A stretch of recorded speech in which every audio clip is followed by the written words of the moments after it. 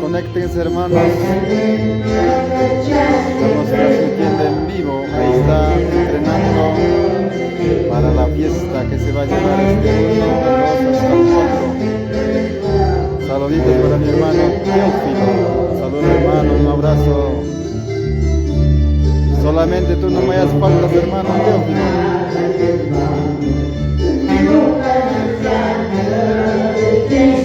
Ahí está mi hermano Walter, también se está conectando.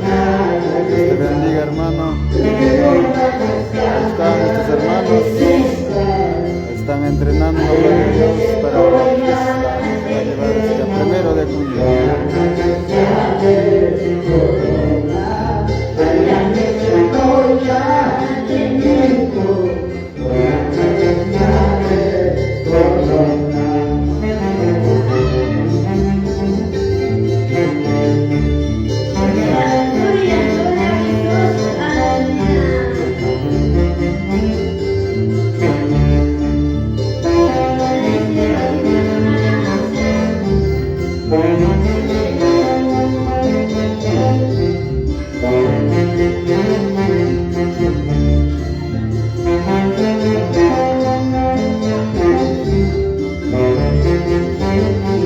Así es, mi hermano Walter, vayas afinando la garganta, hermano, porque te toca el día viernes por la mañana.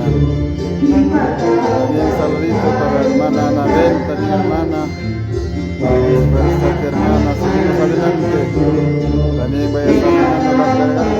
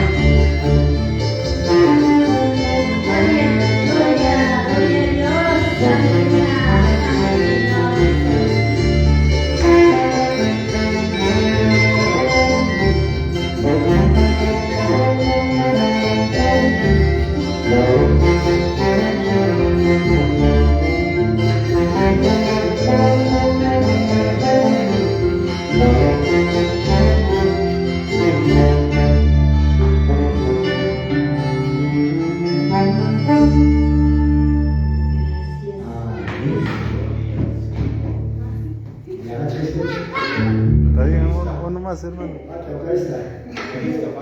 Sigan.